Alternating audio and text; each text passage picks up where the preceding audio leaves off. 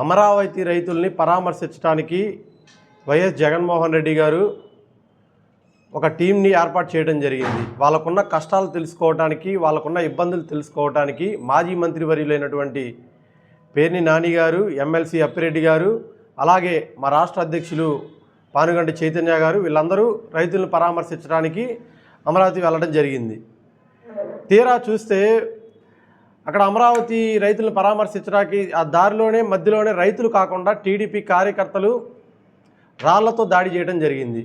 ఆ యొక్క ఘటనలో పోలీస్ సోదరులు ఎవరైతే మనకి అండాదండగా ఉండి లాండ్ ఆర్డర్ని కాపాడతారో అలాంటి పోలీస్ వ్యవస్థ అయినటువంటి వాళ్ళ మీద కూడా టీడీపీ నాయకులు కార్యకర్తలు దాడి చేయడం జరిగింది. ఇవన్నీ తీసేస్తే చివరికి వైఎస్ఆర్ కాంగ్రెస్ పార్టీ నాయకుల మీద కేసులు కట్టడం జరిగింది.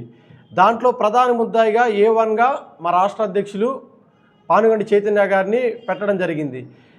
నారా లోకేష్ గారికి, చంద్రబాబు నాయుడు గారికి జగన్మోహన్ రెడ్డి గారికి ప్రేమ ఉంటుందో లేదో తెలియదులే కానీ పానుగంటి చైతన్య గారి మీద వీళ్ళిద్దరికైతే అమితమైన ప్రేమ ఉంది.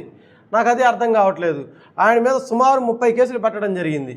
అధికారం వచ్చినప్పటి నుంచి ఫీజు రియంబర్స్మెంట్లో పోరు చేస్తే రోడ్డు ఎక్కితే కేసు పెట్టడం జరిగింది.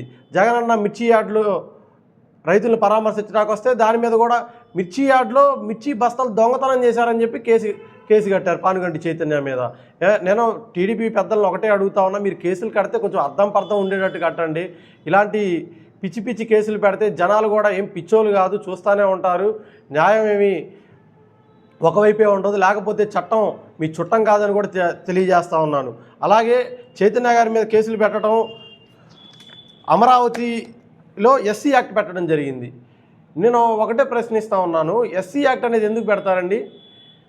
ఎస్సీ యాక్ట్ అనేది ఒక కులాన్నో మతాన్నో కించపరిచి మాట్లాడితేనో, లేకపోతే ఆ కులానికి సంబంధించిన వ్యక్తి గురించి తప్పుగా మాట్లాడుతానో, లేకపోతే అతని మీద దాడి చేస్తే ఎస్సీ యాక్ట్ పెడతారు. మా మీదే దాడి జరిగింది, మా మీదే ఎస్సీ యాక్ట్ కట్టారు. ఇది ఎక్కడ న్యాయం అండి? పానుగంటి చైతన్య మీద ఎస్సీ యాక్ట్ పెట్టారు. పానుగంటి చైతన్య దగ్గర ఉండే 100 మందిలో సుమారు ఒక 50 మంది ఎస్సీలే ఉంటారు. ఎస్సీలు అంతగా అభిమానించే వ్యక్తి పానుగంటి చైతన్య. అలాంటి వ్యక్తి మీద మీరు నిందలు వేసి రౌడీ షీటర్గా చిత్రీకరించి మళ్ళీ ఈ ఎల్లో మీడియా దుష్ప్రచారం ఏంటంటే పోలీసుల మీద దాడి జరిగింది, వాళ్ళ మీద కూడా వైఎస్ఆర్ కాంగ్రెస్ పార్టీ వాళ్ళే దాడి చేశారని అనుమానాలు ఉన్నాయని చెప్పి వీళ్ళు న్యూస్లో వేయటం. కళ్ళకు కట్టినట్టు వీడియో రూపంలో మనందరికీ కనిపిస్తూ ఉన్నాయి. ఎవరి మీద దాడి చేశారు, పోలీసు వారి మీద ఎవరు దాడి చేశారన్న విషయం కళ్ళకు కట్టినట్టు కనిపిస్తుంటే ప్రజలకు మీరు నిజం చూపించాల్సిన మీడియానే ఇలా అబద్ధాలు ప్రచారం చేస్తూ ఉంటే మీడియా వ్యవస్థను ఎవరు నమ్ముతారు? కళ్ళకు కట్టినట్టు ఇంకా నయ్యం అప్పిరెడ్డి గారి కారు, అప్పిరెడ్డి గారే అద్దం గట్టిగా ఉందా లేకపోతే పలచగా ఉందా అని చెప్పి తెలుసుకోవటానికి ఆయన రాయేసి కొట్టుకున్నాడని చెప్పి పెడతారు రేపు కేసు.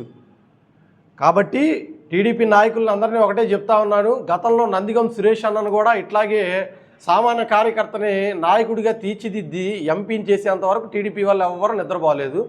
రానున్న రోజుల్లో పానుగంటి చైతన్యకు కూడా జగన్మోహన్ రెడ్డి గారు మంచి అవకాశాలు ఇస్తారని చెప్పి మేము మనస్ఫూర్తిగా కూడా కోరుకుంటా ఉన్నాం.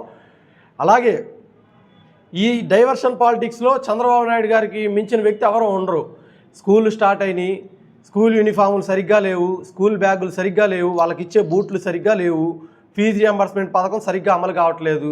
దాని గురించి విద్యార్థి విభాగం అధ్యక్షులు పానుగంటి చైతన్య గారు మళ్ళీ ఎక్కడ రోడ్డెక్కి గలం విప్పుతారనే భయంతో ఆయన కావాలని చెప్పి ఏది ఎమ్మెల్సీలు ఉన్నారు, మాజీ మంత్రులు ఉన్నారు, మాజీ ఎమ్మెల్యేలు ఉన్నారు, ఇంతమంది పెద్దవాళ్ళందరినీ వదిలేసి కేవలం పానుగంటి చైతన్యాన్ని A1గా చిత్రీకరించారంటే ఇక్కడే అర్థమవుతూ ఉంది.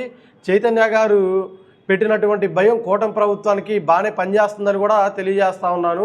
అయినా కానీ ఇబ్బంది ఏం లేదు. ఇప్పటికీ 30 కేసులు పెట్టారు చైతన్య గారి మీద. కావాలంటే ఇంకో 10-20 అయినా కానీ పెట్టినా కానీ ఆయన సిద్ధంగానే ఉన్నారు.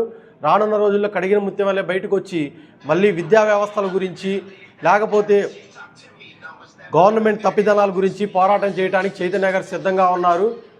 ఆయనకి అండగా నిల్చోవడానికి ఆంధ్ర రాష్ట్ర వ్యాప్తంగా ఉన్నటువంటి విద్యార్థి లోకం అలాగే వైఎస్ఆర్ కాంగ్రెస్ పార్టీ విద్యార్థి నాయకులు కూడా సిద్ధంగా ఉన్నారు. కాబట్టి చంద్రబాబు నాయుడు గారు మిమ్మల్ని ఒకటే హెచ్చరిస్తూ ఉన్నాము, మీరు విద్యార్థులకు చేయాల్సిన మంచి పనులు చేయండి, అంతేగాని విద్యార్థుల పక్షాన పోరాటం చేసే నాయకుల మీద కేసులు పెట్టడం సరైన పద్ధతి కాదని చెప్పి మేము హెచ్చరిస్తూ ఉన్నాము. ఎక్కడ అణచివేత అయితే ప్రారంభమవుతుందో అక్కడే తిరుగుబాటు కూడా ప్రారంభమవుతుంది. చంద్రబాబు నాయుడు గారు చైతన్య గారు రానున్న రోజుల్లో మంచి స్థాయికి వస్తాడు, మీ అందరికి కూడా తగిన బుద్ధి చెప్తాడని చెప్పి మీ అందరికీ తెలియజేస్తూ ఉన్నాను.